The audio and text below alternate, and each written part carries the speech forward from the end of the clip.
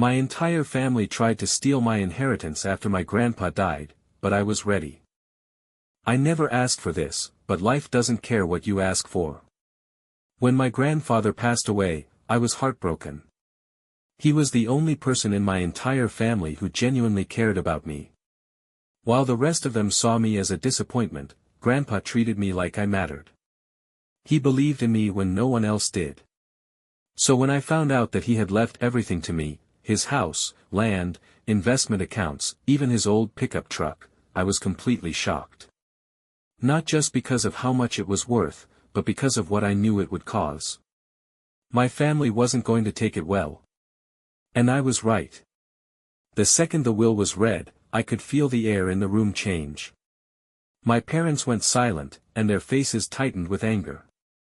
My uncle stormed out without a word. My aunt looked like she was ready to explode. And my cousin just sat there, clenching his jaw, staring at me like I had committed a crime. None of them said it out loud, but I didn't have to hear it. They were furious. Furious that I, the worthless one, was suddenly the heir to everything Grandpa had built.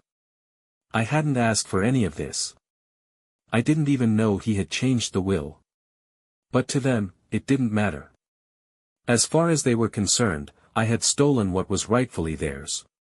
When we left the lawyer's office, the tension followed us home like a storm cloud. The looks, the silence, the cold shoulders, it was all there. My parents barely acknowledged me. It felt like I had been excommunicated from my own family. It didn't feel like home anymore.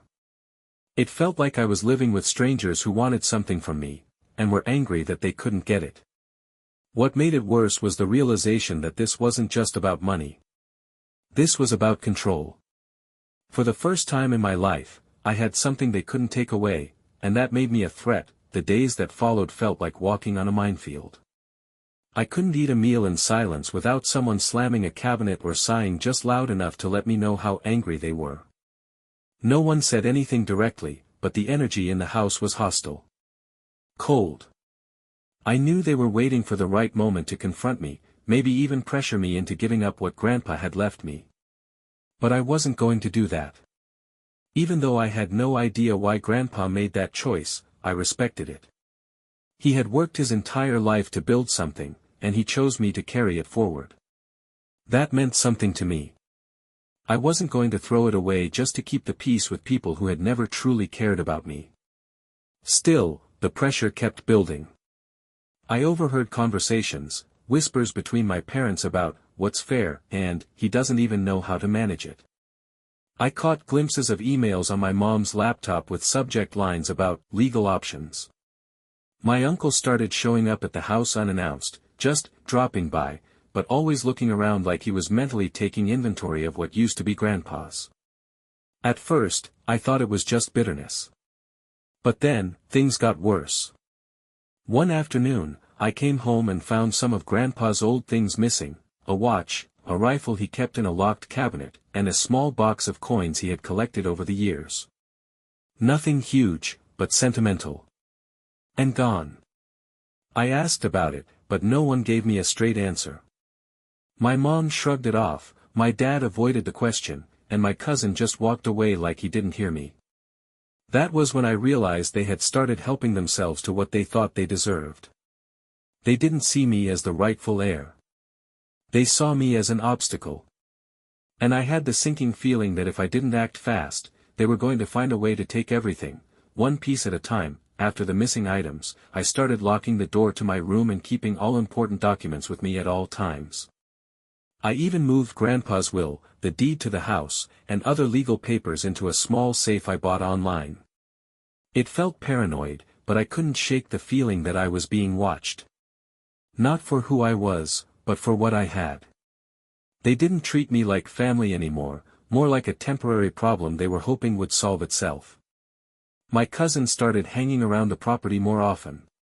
He'd walk around the backyard, stare at the garage, even peek into the barn where Grandpa kept his tools. Every time I asked what he was doing, he'd change the subject. But it was clear, he was casing the place, maybe thinking of what he could take next. I began documenting everything. I installed a couple of security cameras around the house and saved the footage to a cloud account they didn't know about. I wrote down every suspicious thing that happened, what was missing, who was around, the dates. It wasn't just about protecting the inheritance anymore. It was about protecting myself. And then, one night, it all came to a head. I woke up to footsteps. Not just creaking floors, but deliberate movement. Slow. Careful. I got up and walked toward the hallway, and that's when I saw a shadow disappear into Grandpa's old study. That room had been locked since he passed, and I kept the only key. My heart was pounding. I didn't know what I was walking into, but I knew something was wrong. When I opened the door, the window was wide open, and one of Grandpa's drawers had been emptied onto the floor. That's when it became crystal clear, they weren't just hoping I'd hand over what Grandpa left me. They were actively trying to take it, piece by piece, behind my back. I wasn't just dealing with greedy relatives anymore. I was dealing with thieves. The moment I saw the mess in Grandpa's study, something inside me shifted. Up until that point, I had tried to stay calm, tried to believe that maybe this was just grief making people act irrationally. But now, all doubt was gone. They weren't grieving. They were plotting. This wasn't family tension, this was war. I cleaned up the study, locked the window, and reinforced the door. Then I went to my room and didn't sleep for the rest of the night. Instead, I started thinking, not emotionally, but strategically. If they were going to play games, I needed to stay 3 steps ahead. The next day, I met with a lawyer. I told him everything, the will, the missing items, the suspicious behavior, even the late-night break-in. He listened carefully and explained exactly what I needed to do. We filed paperwork to secure the property in my name completely, updated all accounts, and placed a legal notice that barred any unauthorized access to the estate. That move alone changed everything. Within a week, the energy in the house shifted. My parents started acting strangely polite, fake smiles, forced small talk, offering to help with things they never cared about before. My uncle stopped showing up altogether. My cousin gave me space for the first time in weeks. But I knew it wasn't genuine. They weren't backing off because they respected me. They were regrouping. What they didn't realize was that I wasn't the same person I had been before all of this started. I wasn't the quiet kid anymore, the one who avoided conflict just to keep the peace. I had something worth protecting now. And I was willing to fight for it. Because what they were trying to take wasn't just money or property. It was the last thing my grandfather ever gave me. And I wasn't about to let that go. For a while, things were quiet. Too quiet. No one brought up the inheritance. No one mentioned Grandpa's will. On the surface, it almost looked like we were back to normal. But I knew better. I could see it in the way they looked at me when they thought I wasn't paying attention, like they were waiting for something. I stayed alert. I kept logging suspicious behavior and backing up my security footage. I double-checked the legal protections around the property and updated the locks on every door and window. I even spoke to the lawyer again, just in case they tried to challenge the will. It wasn't just about reacting anymore, I was preparing for whatever they might try next. And then, it happened. One morning, I received a notice in the mail. It was from a lawyer, not mine, but representing my uncle and aunt. They were trying to dispute the will, claiming that Grandpa hadn't been in his right mind when he wrote it. According to them, I had manipulated him in his final months, taken advantage of his declining health, and convinced him to cut the rest of the family out. The accusations were complete lies. Grandpa had been sharp until the very end. He was the most mentally present person I knew. But the paperwork was real. They were actually trying to take this to court. And just like that, the situation went from bad to worse. Now, it wasn't just stolen coins or shady glances. It was an official legal battle, and they were playing dirty. I could feel the anger rising, but I didn't let it take control. I remembered what Grandpa always told me, when people show you who they are, believe them. I believe them now. These weren't family members anymore. They were enemies in disguise. And I was going to treat them like exactly that. I wasn't surprised they went the legal route. What did surprise me was how far they were willing to go. They began spreading lies through the rest of the extended family, claiming I had pressured Grandpa into changing the will, that I isolated him, that I manipulated him emotionally. Soon I was getting passive-aggressive messages from distant cousins I hadn't spoken to in years, calling me selfish, greedy, even heartless. They were trying to isolate me. Turn the rest of the family against me. Make me look like the villain. But they underestimated how much Grandpa had prepared me. Long before he passed, he'd given me copies of his medical records, video recordings of our conversations, and even a full notarized statement explaining his decision. He had seen this coming, maybe not every detail, but he knew how the family operated. So I pulled out the folder he had given me and handed everything to my lawyer. The documents were crystal clear. Grandpa had been of sound mind, and the will had been updated legally, with witnesses and full transparency. It was checkmate. But I didn't stop there. I wasn't just interested in defending myself anymore, I wanted to expose them. I gathered evidence of the stolen items, the break-in, and even financial records showing that some of my relatives had secretly tried to access Grandpa's accounts after his death. With everything in hand, I filed a counterclaim. I wasn't just going to defend my inheritance, I was going to make them pay for trying to take it. That's when the real panic started. The fake smiles disappeared. The fake kindness vanished. Suddenly, the house was cold again, but this time, I wasn't scared. Because now they knew, I wasn't backing down. And I had everything I needed to burn their plans to the ground. When my lawyer submitted the counterclaim, everything changed. Suddenly, the same relatives who tried to paint me as manipulative and greedy were scrambling to clean up their mess. My uncle tried to withdraw the challenge to the will, hoping to settle things quietly. My aunt stopped replying to her lawyer altogether. The moment they realized I had documented everything, the theft, the break-in, even the slander, their confidence shattered. But I didn't let them off the hook that easily. We moved forward with the legal case. Not out of spite, but because I knew that if I walked away now, they'd just wait for another chance to come back for more. I needed to shut it down completely, not just for me, but for the memory of the man who trusted me with everything he built. The court hearings were brutal. They tried to deny everything, downplay their actions, and paint me as cold and ungrateful. But with every lie they told, I had evidence to counter it. The recordings Grandpa made. The signatures. The official evaluations of his mental state. Even screenshots of texts and emails they had sent, some of them bragging about how they were getting ready to take it all. The judge saw right through it.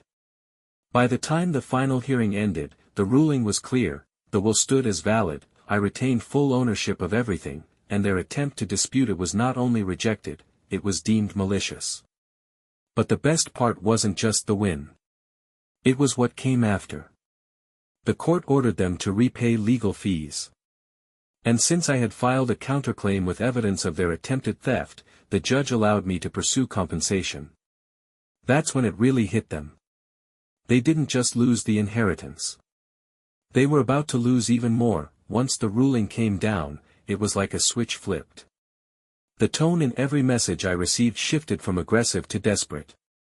My uncle, who just weeks before had accused me of lying and manipulation, suddenly wanted to talk things out and make peace. My cousin, who had avoided eye contact since the day the will was read, messaged me asking if I could let it go and not ruin the family name. But the damage was already done. Their reputations were in pieces. Word had spread through the extended family, not the version they tried to push, but the truth. People started seeing them for who they really were, entitled, greedy, and willing to betray their own blood for money.